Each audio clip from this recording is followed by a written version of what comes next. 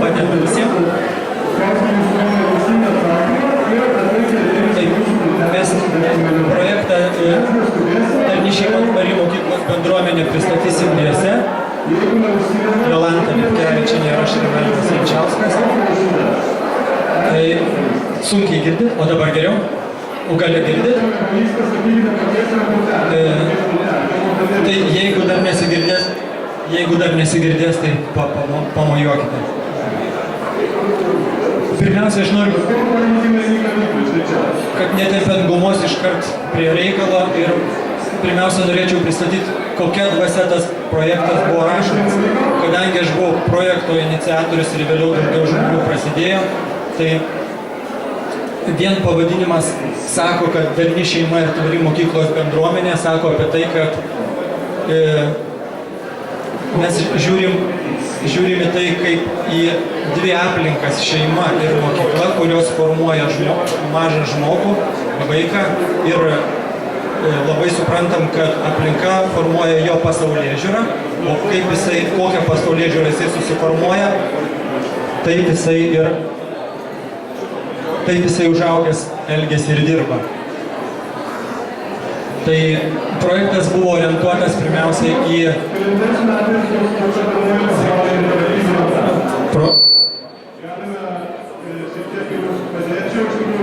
projektas buvo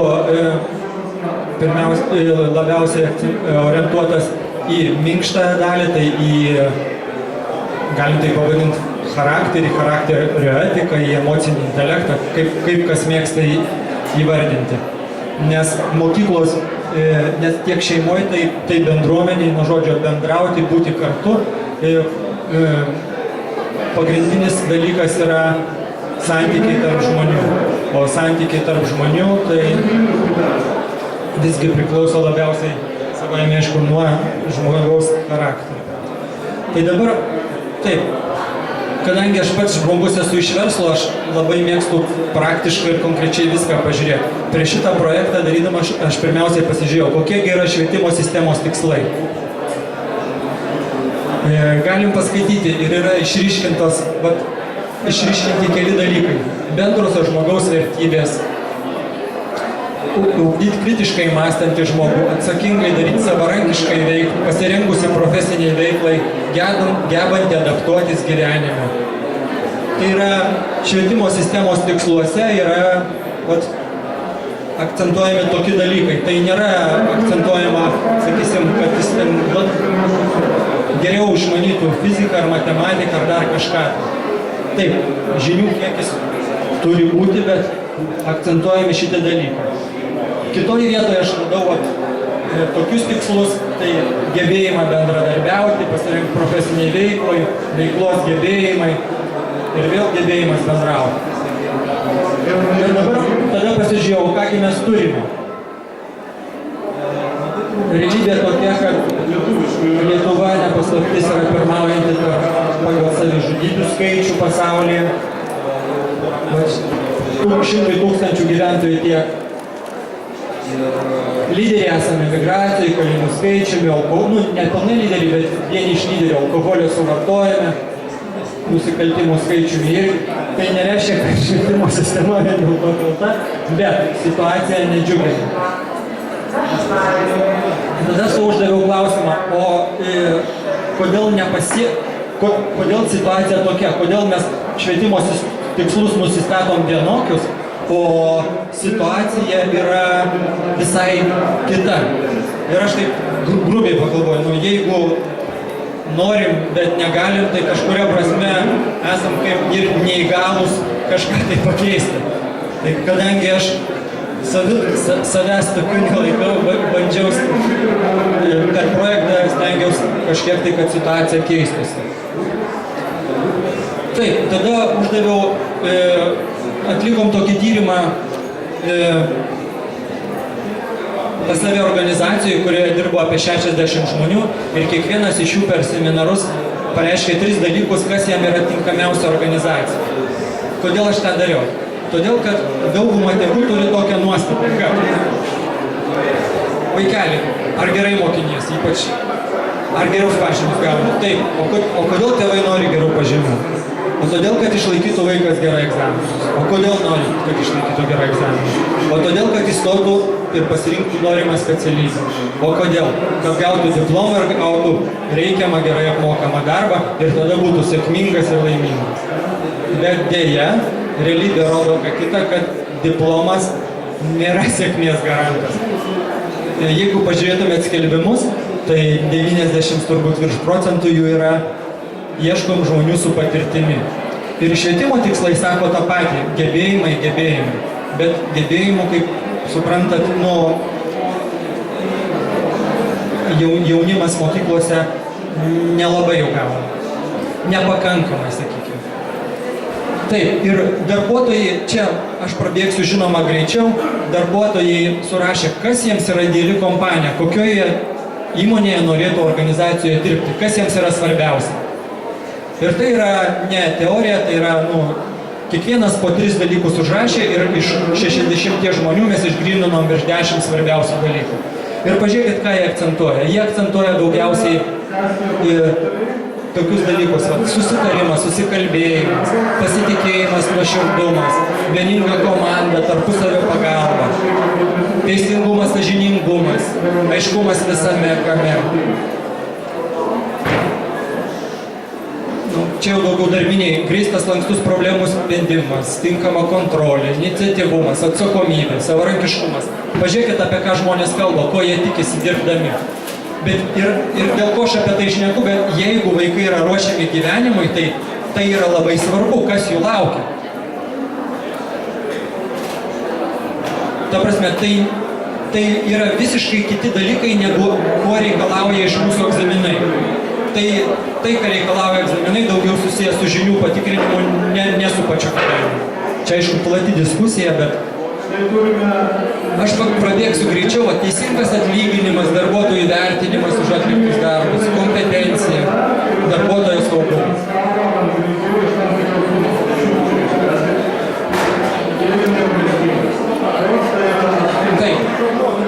Tai kadangi čia mano pristatymas buvo ruoštas ilgesnis, tai aš kai kurios dalykus prabėgsiu. Dabar išvados prieš ruošiant projektą buvo tokios, kad bendruomenės stiprybė priklauso tik nuo žmonių santykių darnos ir harmonijos. Aš pasikartosiu, kad bendruomenė bendrauti ir darna tik nuo santykių priklauso. Lygiai taip pat ar mokykloje, šeimoje jokio skirtumo. Ir pasiekti ilgalaikių tvarių rezultatų ir užtikrinti visų mokyklos suinteresuotų ir jos gyvenime dalyvaujančių šunių gerovę gali tik visapusiškai brandžios asmenybės čia uždirbti. Todėl, jeigu mes tikimės mokyklos bendruomenę sulipdyti vien tik tai kažkokiais tai metodais, struktūromis, kažką pakeisdami iš išorės, nelabai kas gausis. Ir sekančios išvados seka, kad žemo emocinio intelekto, pikti, pavydūs, pagiežingi, arogantiški, savanaudiški žmonės nepajėgūs sukurti socialinės gerovės, neturėdami aukštą proto intelektą. Tai ne jokia paslaptis, tiesiog mes tai akcentuojame stipriau. Ir sunku pagerinti santykius su žmonėmis, kol prasti santykiai su pačiu savimi. Ta prasme, jeigu jovalo žmogui yra viduje, jis aplink savęs darnos tikrai nesukurs. Paprastos gyvenimiškos tiesos, bet mes tiesiog jas ištraukėm labiau į paviršių, akcentavom ir tokia dvasia buvo parašytas šitas projektas ir mokymai, kurti atsižvelgiant į šitas išvadas. Dabar projekto tikslas. Projekto tikslas tai yra iš tikrųjų, jeigu keliais žodžiais, tai būtų laimingas vaikas. Sėkmingas ir laimingas vaikas. Čia, aišku, įmantriau parašyta, kadangi projektas buvo finansuojamas ES lėšomis, bet vėlgi, jeigu jūs pastebėsite, kad akcentas yra, kad dalyvių asmenybinių pokyčių, lavinant savęs pažinimo ir sugebėjimo ir tėvystės įgūdžius, kad visa kaita vyksta pirmiausiai lavinant savo įgūdžius. Nori pakeisti pasaulį, pakeisk save. Ne iš karto žmoną, vaikus, visą kitą aplinką, bet pirmiausiai save. Į tai mes ir akcentavome. Todėl, ir kai mes kalbėsim apie mokymus, tai buvo parengtas ir nuoseklus tas mokymas, remiantis šitą idėją. Taigi, jeigu dar keliais žodžiais, tai mokykloje, kurioje būtų malonu mokytis ir dirbti, ir tėvai ir mokytojai yra ugdymo partneriai. Tai yra tokia mūsų tokios nuostatos, kuriomis mes ėjome į projektą. Dar ką pasakysiu. Taip, tai skambios frazės, tai yra siekiamybė ir daug iš karto gal kažkam būtų klausimas, kas po to pavyko. Tai dar nepradedant paskutinio projekto pasakysiu, kad pasiekti šitą tikslą mokykloje, kurio malonu mokytis ir dirbti, tikrai neužtenka 1,5–2 metų projekto. Patirtis rodo, kad bet kurioje organizacijoje yra stebuklingai geras laikotarpis 5 metai, kad pakeisti mokyklos kultūrą. 5 metai ir tai verslo organizacijose, kur savininkas, direktorius gali labiau įtakoti procesus. Mokykloje, kiek teko šnekėti su vadovėm, kur, sakyčiau, pažangios mokyklos, sako, čia 10 metų tai labai gerai.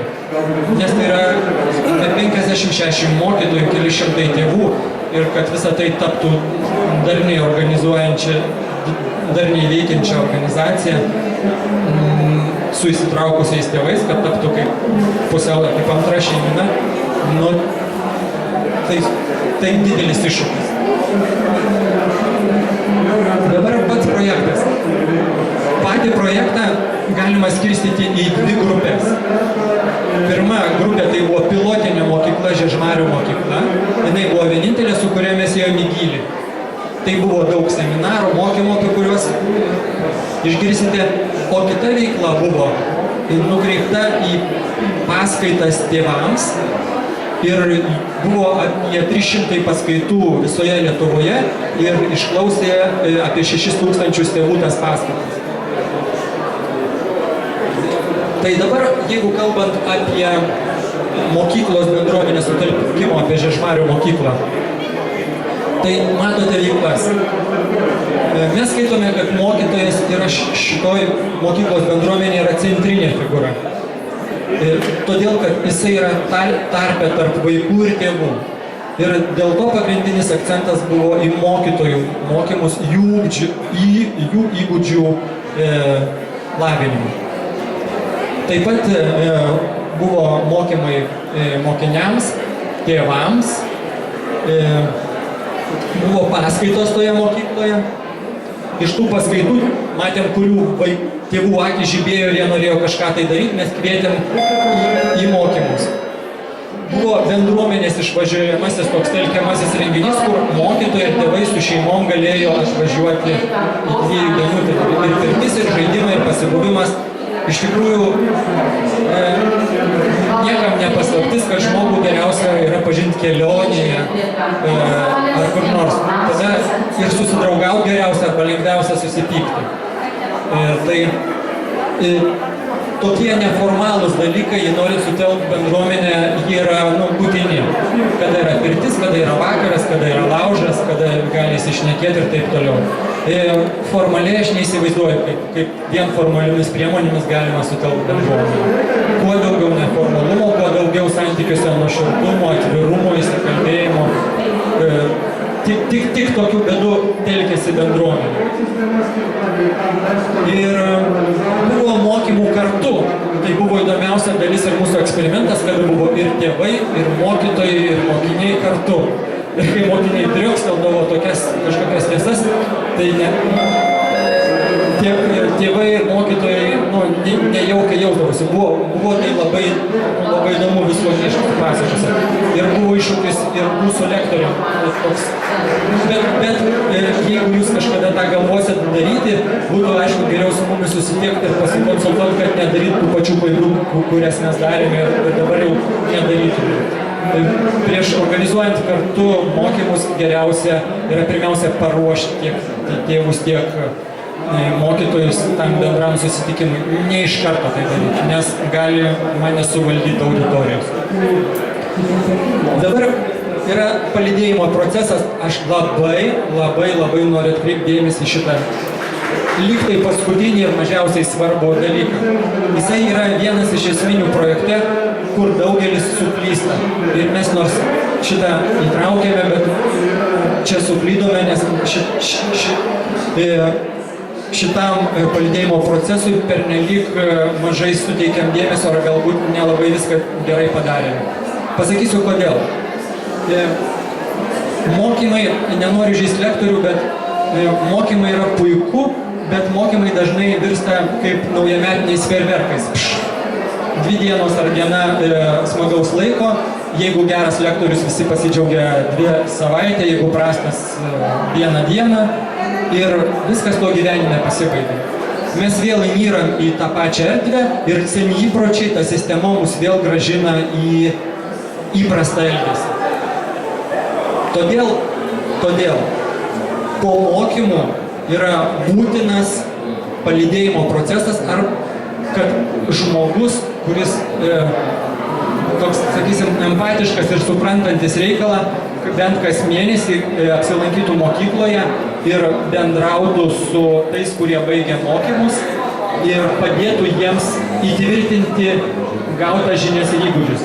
Palydėjimo procesas būtų naujų įgūdžių įtvirtinimui. Ir jeigu mokytojai, kurie mokinosi, nesusiburs į kažkokį tai klubelį, į kažkokį suėjimą, kur aptars, kaip jiems sekasi, nepasidalins, vėl viskas grįš į senas vėžes. Netgi įkūrus tą klubelį, net su palydėjimo procesu, tie seni įpročiai, jie taip tempia atgal, kad galima palydinti su raketa, kad jinai pakiltų, atsiplėštų nuo žemės, reikia labai daug kuro energijos. Paskiau, kai pakyla į orbitą, ten skrajoja viską lengvai. Tai kad atsiplėštų nuo tų senų įpročių, iš tikrųjų pradžioje reikia labai daug pastangų.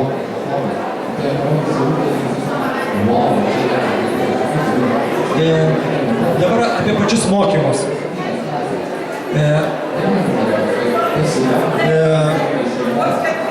Tiek mes, tiek lektoriai pirmiausia akcentavomės į įsitikinimus, kurie yra yra tėvų įsitikinimai, mokytojų įsitikinimai. Vienas iš jų, kad paminėsiu, daug mokytojų mano, kad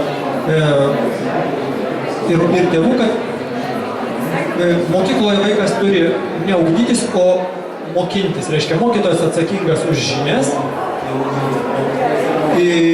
o tėvai atsakingi už vaiko ugdymą, kas liečia jo charakterį. Tai mes kaip projekto organizatoriai su tuo tikrai nesutinkame. Manome taip, kad šeima yra pamatinis dalykas, kad į mokyklą vaikas ateina ne iš miško, jau su kažkokiais suformuotais įgūdžiais, kad šeima yra pamatas, bet jokių būdų mokykla nėra kažkas atskira, kad šeima ir mokykla turi viens kitą, vaikas neturi draskyti jo, neturi būti mokykloje mokoma vienutė su šeimoje kitų, kad vaikas galėtų stiprėti kiekvienoje aplinkoje, kad nebūtų priešingybių, nors tai sunkiai išvengiama, bet siektina. Tai pirmiausiai buvo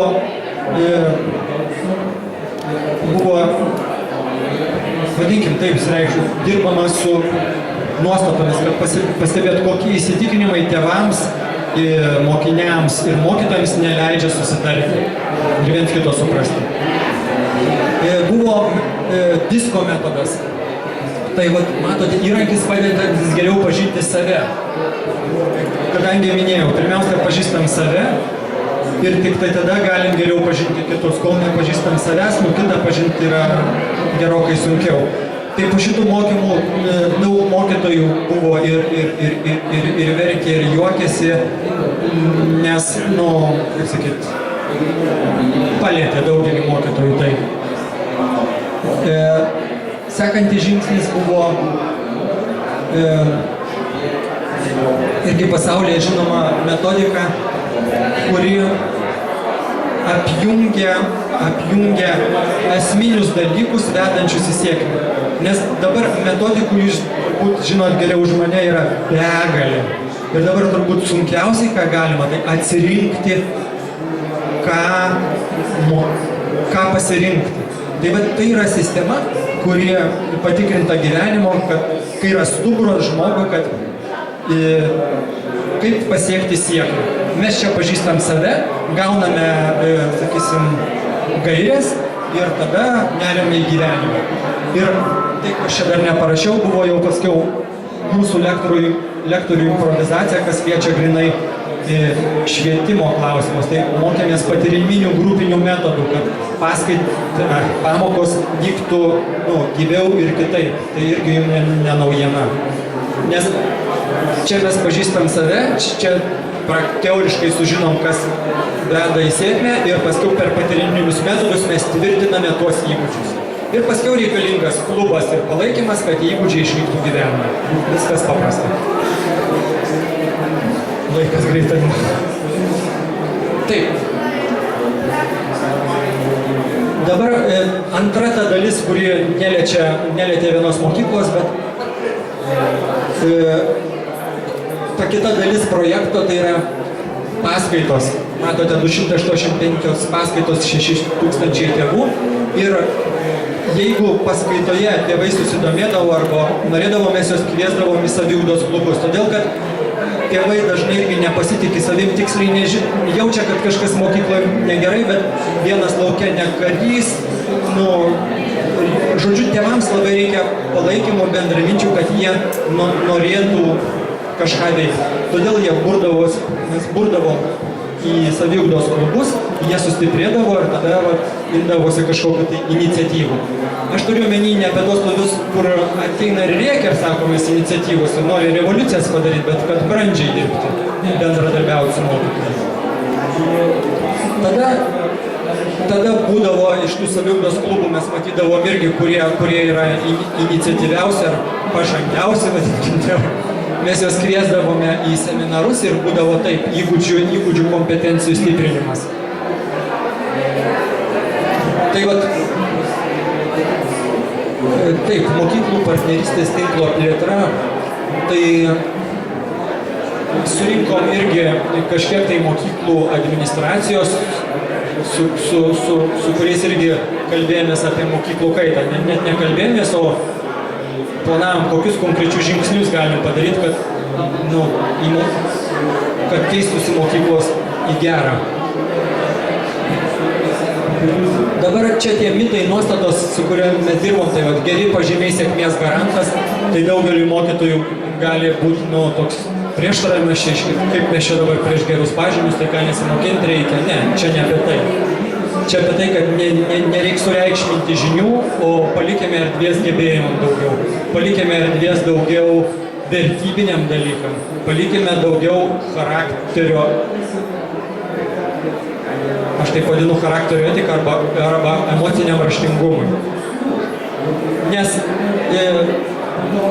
mes,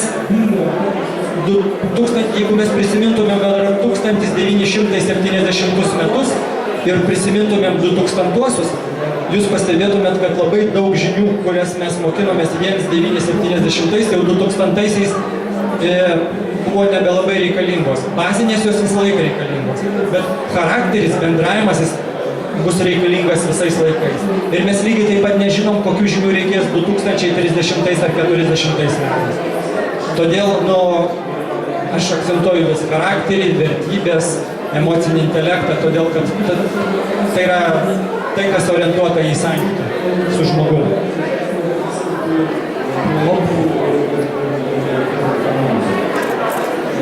Taip, tai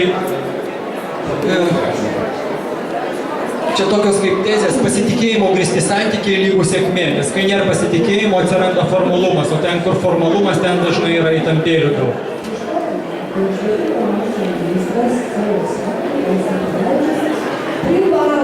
Žodžiu, jeigu mes norim sėkmės ir darnos šeimoje ir bendruomenėje mokyklos, tai turėtumėm sutelkti dėmesį į esminių priežastinių problemų sprendimus. Ir pradėti problemas spręsti nuo savęs, nuo įsitikinimų, nuo charakterio. Aš kartuojuosi kaip papūga, bet supratom, kad tai yra labai svarbu.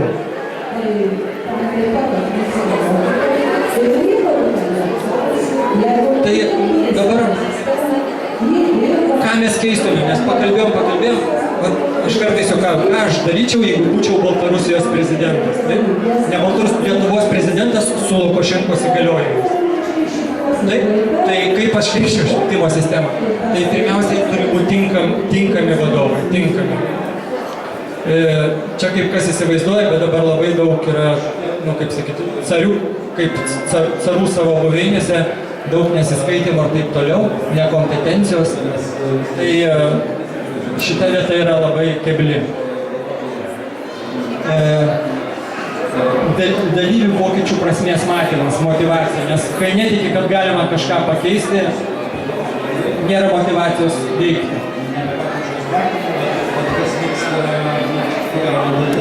Efektyvūs mokymai. Nenoriu, kaip sakyti,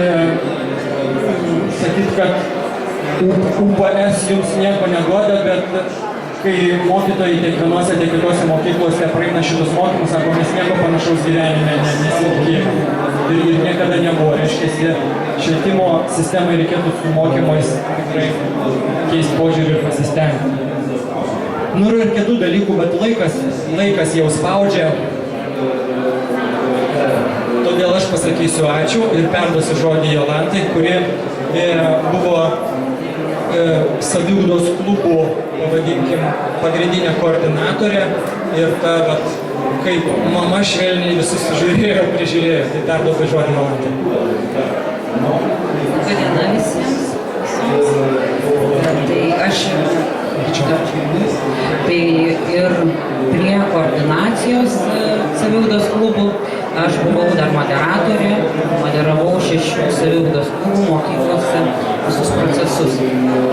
Tai tokį platų vaizdą susidariau, nes įvairiose Lietuvos mokyklose tai vyko ir kiekviena mokykla turi savo tradiciją ir savo raidos etape tam tikram yra. Tikrai nėra visur panašu, į vienus klubus rinkosi tik mokytojai ir vienas kitas tėvelis, kitus klubus rinkosi ir mokytojai, ir vyresnių klasių vaikai, ir tėveliai, kitur tik tėveliai. Tiesiog ten kiekvienoje mokykloje yra skirtingi procesai. Tai nuo skirtingų tam tikrų aspektų ir vyko darbas. Tai kodėl tie klubai buvo turbūt pagrindinis tikslas tų klubų? Kad žmonės pažintų patys save ir kad suprastų, kad bendruomenė tai nėra atskirų individų susitelkimo kažkokia vieta ar tik tai atskiri individai. Bendruomenė tai yra tada, galima ją vadinti bendruomenė, kai tarp tų žmonių yra tvirti, tvarūs ryšiai. Tada yra atvirumas, tada yra pasitikėjimas, tada santykiai statomi tiesoje, tada galime vadinti bendruomenę. Tai daugelį mokyklų dar tik link to einama. Tai ir į klubus buvo kviečiama. Tai kvietė po paskaitų lektoriai klubus. Paskaitos vyko įvairiose vietose ir rinkosi paskaitas mokymus ir iš įvairių mokyklų, bendruomenių nariai, vyko mokyklose atskirai, buvo eilė tam. Ir raginom lektoriai, kad žmonės rinktųsi, telktųsi į saviugdos klubus. Į saviugdos klubus atėjo iš tikrųjų motyvuoti žmonės, kurie mato ir netenkina, ką mato, kurie girdi ir juos netenkina tai, ką girdi, ir kurie nori būti pokyčiais. Tai visi kiti atėję, norėdami kitus keisti, dažnai atkrisdavo, nes klube buvo pagrindiniais principais dirbama, kad pradėti viską nuo savęs. Tai kiekvienas asmuo atėjęs į klubą galėjo išsikelti pats savo tikslą. Ar jisai pats save praturtina ir pažįsta save, ar jisai perneša į šeimos santykius tam tikrus pokyčius, ar jisai aktyviau veikia bendruomenėje, ar jisai jau jungiasi prie nacionalinio lygmenio tam tikrų pokyčių nešimo. Tai kiekvienas pats tikrai žinojo savo raidos etapą ir kėlė savo tam tikrus tikslus ir uždavinius. Ir ką radau, išskaičiau tiesiog, ką rašė Tolstojus. Jis niekada nekalbėjo apie ugdymą. O kodėl? O todėl, kad ugdymas, jisai sakė, tai nuo savęs pokyčio. Jei aš iš savęs pareikalauju, jei aplink jaunuomenę daugiau atsiras šviesos lyderių, tai nereikės jokios galios pedagogikos, muštro pedagogikos, tiesiog vaikai turės gerų pavyzdžių ir jie iš jų mokysis. Ir tada gal dings tie mitai, kad šiandien jaunuomenė kažkokia netokia, grubiai ir visokia kitokia, nes mes iš savęs suaugę per mažai pareikalaujame, per mažai save pažįstame. Tai motyvai visų buvo turbūt, kuriuos telkė saviugdos klube, tai laimingesnis vaikas. Ir visi turbūt žinome tos pačius švietimo tikslus, kad išugdyti laisvą, atsakingą, kūrybišką, pilietišką, socialiai jautrų, gebantį kritiškai mąstyti, tai tokį vaiką gali išugdyti tik tai tokie patys suaugę. Jei mes įsivardiname, kad esame tam tikroj baimėje užstrigę, tam tikrose stereotipuose, įsitikinimuose, principuose klaidinguose, tai apie kokią laisvę mes galime kalbėti. Man patiko vienos autorės knygoje, socialinė pedagogė, kai jinai kalbėjo apie pilietiškumo ugdymą, tai jinai pasakė, tai pilietiškumo ugdymas prasideda, kai aš savo vaikams leidžiu kritikuoti save. Kai leidžiu jiems pasakyti, kur aš suklydau, gal kažką neteisingai apkaltinau, gal kažkur neįsilaikiau savo duoto žodžio ir tą galiu gauti iš savo vaikų, vadinasi, aš juos ugdau pilietiškais. Ir visos kitos disciplinos tarsi dirbtinai stimuliuojamos. Į pilietiškumą sunkiai veda, mes patys tą matome. Tai tėvai tikrai buvo pasiruošę, kur tėvų daugiau rinkosi į saviugdos klubus, tai mokytis atsakingos tėvystės, mokytis humanistinės pedagogikos principų, turbūt niekam nepaslaptis, o kai kam tai naujai nuskamba, kad Lietuvoje yra pripažinta tik humanistinė pedagogika, bet iš inercijos ir dėl to, kad trūksta susipratusių žmonių, dar tikrai galios ir autoritarinė pedagogika klesti. Tai mūsų visų yra šio laikmečio žmonių, tėvų, piliečių, mokytojų ir administracijos iššūkiai, kur mes turime dirbti. Ir apie tai saviugdos klubuose buvo 12 temų, tai temose tiesiog buvo įvairiški aspektai ir paliečiami. Temos nebuvo nuleidžiamos iš viršaus, kad būtent tom temom kalbėsime, buvo rekomenduojama. Ir tiesiog temos tos, kurios kildavo iš pačių saviugdos klubuose dalyvaujančių dalyvių, tai visos buvo irgi priimamos ir gvildenamos. Buvo ir atskiri atvejai gvildenami, kas tiesiog jau norėdavo atvirai spręsti tam tikras aktualijas.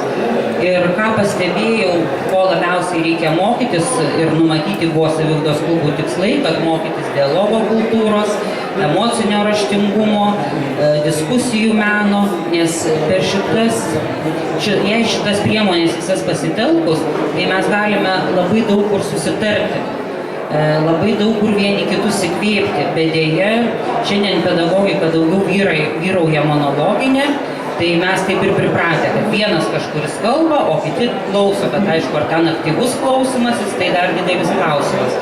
Tai mokėmės saviugdos klubuose yra aktyvaus klausimosi ir kalbėjimo po vieną. Ir pasirodo, mums labai tai aktualu. Mes turėjome tiesiog tokį meškiuką kaip priemonę, tai santykių ir dialogo kultūros eksperto aš jį vadinau, ir tiesiog kalbėdavo žmonės tie, kurie laiko meškiuką, kad tiesiog vieni kitų nekomentuotumėm, yra tam tikri irgi susitarimai, nemokytumėm. Bet pirmiausiai, ko labiausiai pamačiau trūko, tai mums reikėjo išmokti emocinio raštingumo. Kad kiek savo jausmus gerbti ir pripažinti, nes žmonės, kai klausi, kaip jautiesi, dažniausiai atsako gerai arba blogai. Ir aš sakau, netinka, nėra tokių jausmų. Tada normaliai atsiranda. Kiek mes turime spalvų, visi tikrai to nebuvome mokomi ir šiandien mums reikia nesvarbu, kokiam amžiui esame, į tai pasižiūrėti ir įsivardinti visas savo spalvas. Tik tada mes galėsime nuskaityti, kaip veikia vaikas ir neprimesti jam tam tikrų dalykų, bet eiti paskui vaiką. Kiek tokiu greičiu, kokiu jis pajėgia eiti, o nestumti jį. Visi bėgame nuolat didinant greitį ir iš tikrųjų vaikus tame pametame. Ir iš to labai daug problemų visokių įsivyrauja. Tai kas labiausiai dar trukdė? greitų rezultatų pasiekti. Tai nuostatos, principai, įsitikinimai, tam tikri stereotipai ir tam tikra baimė. Ir daugiau žmonės linkę dar šiandien vadovautis visuomeninė etika, bet ne savo asmeninė charakterio etika. Tarsi laiko tam tikras normas, kurios per N metų įsitvirtinusios, kaip tam tikrą standartą ir iš jo tarsi negalima iškilti. Ir net ne vieną kartą esu girdėjus, kad geriau prisitaikyti, geriau neiškristi iš bendro konteksto, nes nebūti tą baltą varną ir ten visai kitaip. Bet po truputį visą tai dirbo, aišku, tų 12 susitikimų tai yra tik tai impulsas tam tikras, bet visi šiti dalyvaujantys saviugdos klubuose turi ir tęstinumo galimybę. Šitas projektas vieno geros valios rėmėjo dėka turi tęstinumą, jūs galite tai pamatyti Lietuvos tėvų forumo puslapyje ir kviestis į savo bendruomenės, toliau tiesiog galima bendrauti kartu ir kurti.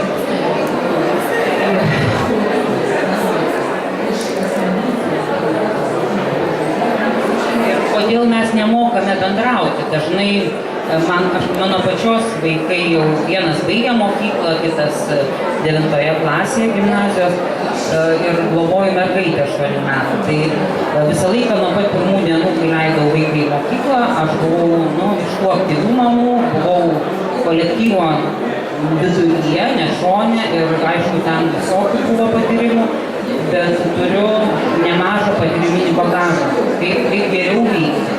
Ir iš savo patirties klaidų tam tikrų pasimokyti. Kodėl mes tarsi nemokame bendrauti? Todėl, kad tam tikram istorijos periode, laikmečio periode, mūsų tėvai, seneliai, protėviai, kad galėjo jie būtų išlikti, jie tiesiog vieną galvojo, kitą kalbėjo, trečią veikė. Ir tai liko mūsų kiekvieno žmogaus atminties ląstelėse. Šiandien yra kiti iššūkiai, todėl mes turime jau naujų mokytis principų. Nes mano močiutė 99 metų ir dabar klausia, tai kam čia žmonėms reikia kažko mokytis, ką tu vis veiki, tai jai atrodo nesuprantama. Bet šiandien mes, sakau, gyvename prie tokių iššūkių, tokioj visuomeniai, tokiam laike, kada būtent šitų dalykų mes turime išmokti, perkainuoti vertybės, pasižiūrėti savo požiūrį, programas savo, kur mus kausto, kur mums leidžia būti kūrėjais ir tą visą įsivertinę savo vaikams būti pavyzdžiais. Ir mokėmės dar tarp kitko labai daug atsiprašyti savo vaikų, nes tiek gydytojai, tiek patys tėvai, nes negalime mes būti visažiniai, mes daugiau dar patys turime iš tų vaikų klausti, ką jie pasiūlytų, ką jie patartų. Mano vieno kolegos labai geras pavyzdys buvo, kai jis gyvenime tiesiog nežinojo, ką jam reikia daryti, nesimėgavo tuo, ką jis užgyveno ir prie ko prigyveno, tai jisai tiesiog savo 5-mečio sūnaus paklausė.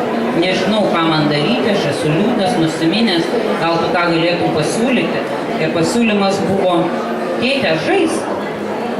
Tai iš tikrųjų filosofinis pasiūlymas, viską pradėti žiūrėti paprasčiau, žaismingai, su manim gal reik žaisti. Ir tiesiog tada viduje atsiveria tam tikri klodai, kūrybiškumo, sėkmės, svajonių, kas buvo užspausta, užslapinta, o dėl ko? Dėl to, kad pavyzdžiui šiandien nuo mažų dienų vaikui nepadedama atrasti savo pašaukimo, ko jis atėjo į žemę. Karjeros konsultantai pasaulinio lygio jau šiandien kalba apie tai, jei žmogus neatras savo pašaukimo, savo talentų, savo kelio, savo misijos, jisai tiesiog bus nelaimingas, o nelaimingas žmogus tam tikrų ir vartotojų. Tai nelaimingi žmonės žudosi, nelaimingi žmonės vartoja alkoholį, nelaimingi žmonės save marina prie ekranų ir dar visokių kitokių yra gaudyklų, į kurias papuola tie nelaimingi žmonės. Tai saviugdos klube tikrai parama vieni kitiems padėjo tikrai daugeliui žmonių pakilti iš savo nusistovėjusių tam tikrų standartų į kitokį suvokimą. Ir šalia esantis bendraminčiai tiesiog tai didžiulė stiprybės jėga, kuri padeda patikėti, eiti ir pavyzdžiui, iš savo sėkmės ir nesėkmės mokytis. Saviugdos klubuose ne tik atsėdėjome ir kalbėjome, bet buvo kiekvieno užsiėmimo metu, buvo 2,5 valandos skirta užsiėmimui, buvo ir žaidybinių tam tikrų metodų taikoma, ir socialiniai žaidimai, ir patyriminiai metodai. Ir tiesiog mes ir judėjom, ir linksminomės, ir kartu diskutavom labai svarbiom temom ir atnaujinom patys save. Ir kaip ir mūsų vaikams labai reikia, kad juos drąsintų, skatintų, įgalintų, įkvėptų, lygiai taip pat reikia kiekvienam suaugusiam, nes iš aplinkos labai retai mes girdime. Aš tiesiog stebiu, nes tyrimai rodo, kad mes esame emociniai beraščiai, kad iš 148 šalių esame 8 pagal nelaimingumą. Ir tada pradedi stebėti, pamatęs tokius tyrimus. Ir labai dažnai, kada vaikas, pavyzdžiui, pasako savo skaudžią patirtį, šalia girdžiu, kaip suaugęs neatliepia jo jausmus. Nepaklausia, aš matau, kad tu liūdnas, man gal labai gaila, ne, susirūpinęs tu, bet iš karto pradeda rekomendacijas teikti. O tai yra didžiulė klaida. Vaikai tiesiog paskiau kažkada nustoja kalbėtis, dalintis, nes jie mato, kad jie nesuprasti. Man patiko viename klube, kada viena mergina, 11-okė, pasakė, mums nereikia tų įdomių labai metodų pamokose, kažkokių ten inovacijų, mums labiausiai reikia, kad mus suprastų. Tai kiekvienam, ir net suaugusiam, ne tik jaunuoliam reikia, kad mus suprastų. Ir kas vyksta su žmogum. Pavyzdžiui, matote turbūt visi Tamo ir kituose dienynuose mokyklų, kad yra pastabos ir pagirimai. Ir jei pasižiūrėtumėt procentaliai, kaip ten yra, tai pagirimams tikrai labai mažas dėmesys yra, o pastaboms labai didžiulis. Ir kas vyksta? Jei mes vaiką pakritikuojame, suteikiame pastabą, tai po jo specialistai sako, kad reikia 10-15 pagirimų tam vaikui, padrąsinimų, įkvėpimų, tada tik tai jisai grįžta iš nesėkmės ruožo į sėkmės ruožą. Tai pagalvokime, ar tokiam santykyje mes gyvenimą kuriam, ar ne, o jei nekuriam, tai visą laiką yra galimybė pasukti kitą kryptimį. Ir žmogus, pati didžiausia dovana, kad žmogus yra toks sukurtas kūrinys, kuris nuolat save gali remontuoti ir tobulinti. Jisai nėra išbaigtas, žmogus nėra pažinus iki galo, net nei pats savo, nei kitiem. Tai labai atsargiai su aukščiausia vertybė žmogumi reikia sąveikauti, tiek su vaiku, tiek su šalia esančiais kolegom. Kokie iššūkiai dar laukia mūsų mokytojų, ugdytojų, tėvų, kad mes kurtumėm įvairesnius modelius savo vaikams, švietimo įstaigų tam tikrus įvairesnius modelius, daugiau alternatyvų sukurtumėm. Ir čia yra laisvos nišos, kur mes galime veikti. Bet pirmiausiai tai turim save iki to užauginti, patikėti savimi, daugiau leisti savo svajoti, tą svajonės užsifiksuoti ir su jomis eiti. Ir išsikelti savo svarbu aukštą tikslą. Ir telkti tiek vidinės savo jėgas, tiek išorinės, kad tą tikslą įgyvendinti. Nes žemi tikslai, tai pamatuotas mūsų jėgas, niekur mūsų neveda. Tiesiog mumis uždaro į tam tikras asmenis. Tai kaip ir Renaldas minėjai, esmė yra darna viduje ir išorėje. O kad būtų ta darna, tai pirmiausiai mes turime pasižiūrėti, ką mes nešiojame savo minčių iššiose, kokios programos ir kokios nuostatos ir kaip mes žiūrime į kitą žmogų, ar mes kuo tikime, ar mes siunčiame jam šviesą, ar mes šildome santykį su juo, ar mes jau iš karto nurašome tą žmogų ir sakome, nieko nebus. Ir pabaigai galiu pasakyti, kad jau švietimiečiai kalba apie tai, kad nėra gabių ir negabių vaikų, kaip Janušas Kočiakas sako, kiekvienas vaikas yra talentingas, tik aplinka jį arba užslopina arba nužudo. Tai terminai gabus ir negabus keičiasi į kitus terminus. Susidomėjęs, nesusidomėjęs, aktyvus periodas, neaktyvus. Tai jei mes uždedam etiketę vaikui ar kitam žmogui, kad jisai vienoks ar kitoks, mes labai klystame. Ir nuo to iš tikrųjų serga mūsų vidus, darnos nebus, jei mes kitus tiesiog suniveliuosime, sugraduosime, įvertinsime per greitai, mes patys nuo to kentėsime. Tai kviečiu, raginu visus telktis prie Lietuvos tėvų forumo, pasidomėti puslapyje ir lankstinukuose apie Lietuvos tėvų forumo veiklą ir kviestis talkininkauti Lietuvos tėvų forumą ir kartu brandžiai petis petin eiti į pokyčius ir būti pokyčiais. Tai ačiū, kad klausėte. Ačiū. Kas turėtų klausimų, mes laiką savo išsekinom, jeigu turėtumėt klausimų, tai ar mes jau neturim laiko, taip? Taip. Tai tada, kas turėtų klausimų, tai galėtumėm čia kažkur į šoną paėjėti ir kam įdomu asmeniškai tada atsakytumėm.